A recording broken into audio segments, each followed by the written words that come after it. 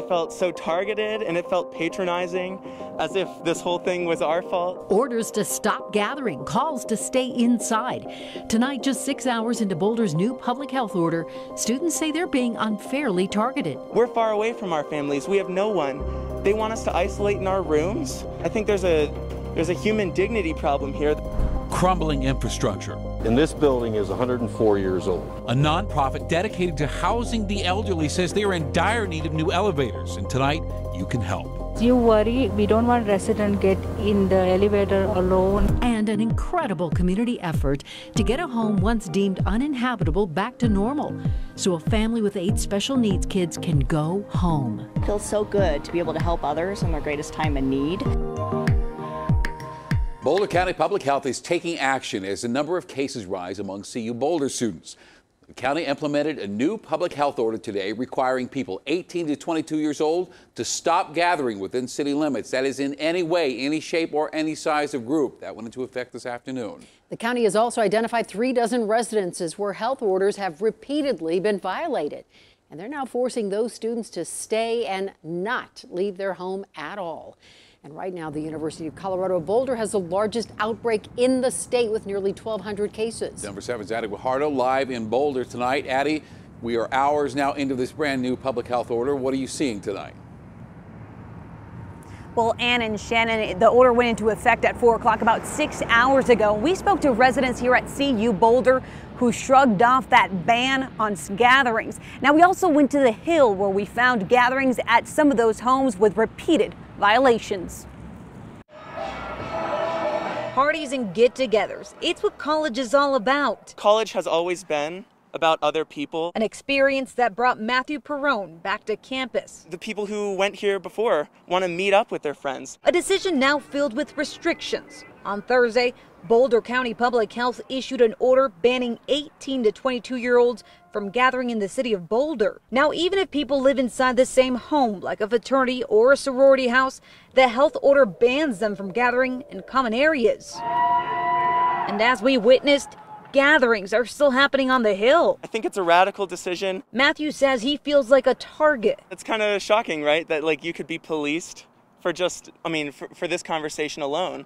Like, I could be fined $1,000 and put in jail for 90 days. He says he feels trapped. We're far away from our families. We have no one.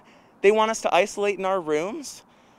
I think there's a human dignity problem here. A little bit restrictive. This student tells us she doesn't see anything wrong with grabbing dinner with her residence hall friends, even though it technically violates the health order. If you live in a residence hall, but there are other people that don't live in your residence room, then you cannot gather with those people during this 2-week period. On campus. And this is just one of the new violations that they will be looking for. And off campus, officers will be enforcing the public health order. Now, I'm told the enforcement is going to start by educating these young people about what could happen, and over time it will increase. For example, students could face a 10-day suspension or even expulsion, depending on how egregious the violation is. Other young people throughout the city of Boulder could face a $1,000 fine or 90 days in jail. Reporting live in Boulder, Addie Guajardo, Denver7. All right, Addie, thank you. And it's not just Boulder here. Denver Mayor Michael Hancock says the spike in coronavirus cases in Denver is being attributed to college-age students. The city's positivity rate now has creeped up just under 5%. The goal is to not exceed 5%. Denver saw a positivity rate of 2.7% just last month. So, like Boulder, Denver is taking action, implementing new public health orders. They include temperature and symptoms checks for people on Denver college campuses, expanded face covering requirements to include athletes, both indoor and outdoor sports where physical distancing is not possible, and restricted visitor access to on-campus housing. And college students at Regis University are complaining about living conditions during their 2-week quarantine. Students were ordered to quarantine after the health department traced 57% of COVID-19 cases at the university to the Residence Village housing complex. Students started a change.org petition demanding better conditions. In fact, one student shared photos of trash piling up in the hallway. Others complained about the food and said bathroom sinks are the only source of water. The fact that we're paying so much money and being treated like this, I don't think it's okay. In a statement, the university said, "We strive to make the current isolation and quarantine living situations as comfortable as possible," and they promise to address any outstanding issues. And just a reminder that the big testing site at Pepsi Center will close at the end of the month. That's next Wednesday. It's been open since late May. The city says it's shifting its strategy to focus on smaller pop-up testing sites in local communities to make it easier for people to get tested in their own neighborhoods. Little Sisters of the Poor have been caring for the elderly in Denver for more than 100 years, and their buildings are starting to show it.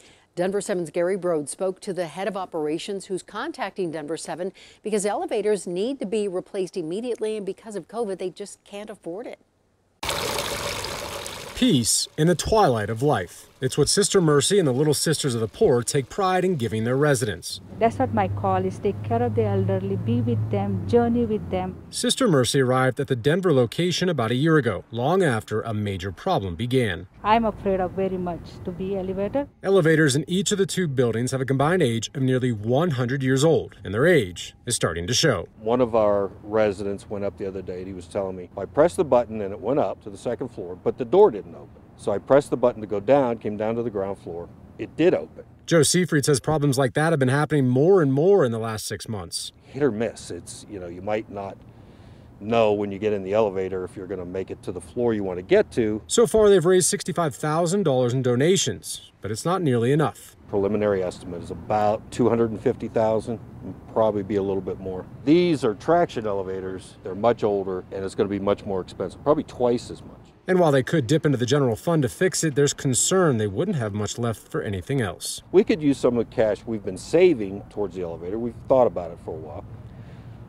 But with COVID, our resident numbers are down. We're not allowed to admit anybody. So as people pass on, we can't fill the rooms. So of course that affects our cash flow. Without help from the community, Little Sisters of the Poor, and more importantly, its residents, are stuck. My biggest concern is that we're going to have a resident and a nurse that may be with them stuck in an elevator for quite a while. Okay, so you call the fire department comes out. How do you get a person in a wheelchair out of an elevator?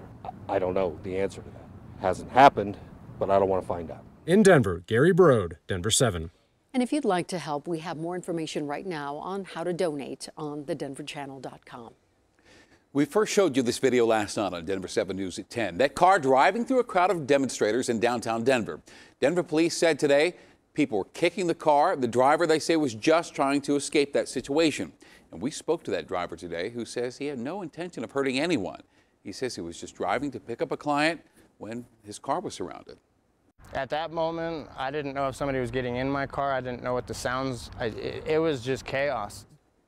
Nobody was hurt, and at this time, that driver won't face charges. Today, President Trump and the First Lady paid their respects to the late Justice Ruth Bader Ginsburg. But outside the Supreme Court building, the president was booed. He has sparked outrage for pushing to name a replacement, and after refusing to say there would be a peaceful transfer of power if he loses the election. But the president's press secretary reassured reporters today that the president will accept the results of a free and fair election.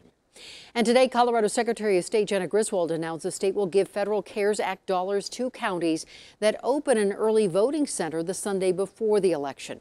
Early voting centers aren't typically open on Sundays, but Adams County is the first to say they will do so. There will be a voting center open at the Moorhead Recreation Center in Aurora on November 1st, and it will be open from 10 a.m. to 2 p.m.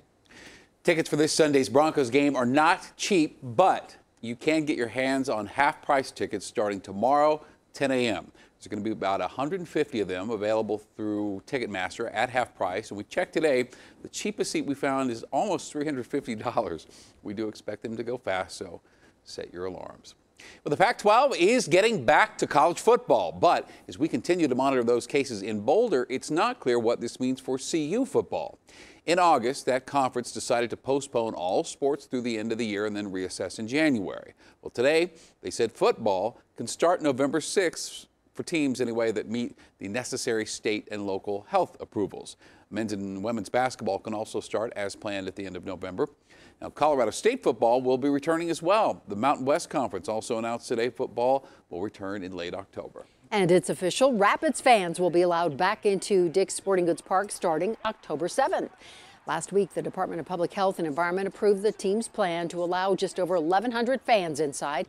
That's about 6% of stadium capacity. Boy, a battle until the end. A tough loss tonight for the Denver Nuggets, who are now gearing up for a do-or-die game against the Lakers. Sports director Lionel Bienvenu joins us with a look at the highlights and also looking ahead tonight. Lionel? Yeah, guys, the Nuggets have worked magic this entire playoffs, right? And they'll need some more now. They've come back from 3-1 down to the Jazz and the Clippers. Now they're going to have to do the same against the Lakers. The best play of Game 4, second quarter, Jamal Murray split the defenders, went up, under, and around LeBron James like Mike. If I could be like Mike. Jamal went Jordan on him. Nuggets were down by 6. End of the third, Jamal to Michael Porter Jr. He hit a third rock with .7 to go. The Nuggets down 3, but they could not overcome the refs and LeBron scoring in the fourth quarter, getting all the calls and losing the rebounding battle. All that. 114-108, Nuggets down 3-1. Third consecutive series now. Malone blamed his players for the lack of defense and effort. It was just too many breakdowns. This is the Western Conference Finals, Game 4, and if you can't help us on the defensive end, then maybe you shouldn't be on the floor. We got to be able to lock in and finish it off with the rebound, and we just had too many empty possessions on that end tonight. All right, another elimination game Saturday night in Game 5. Nuggets have to win 3 in a row to get to their first NBA Finals. More coming up later in sports.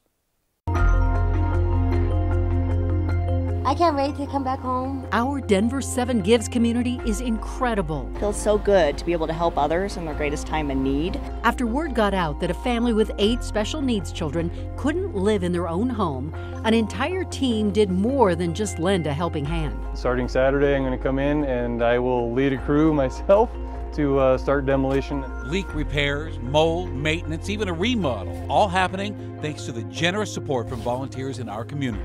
They can get back on their feet and start being a family again. Looks like another 90 coming tomorrow, but coming up, I'll let you know when it's going to finally feel like fall.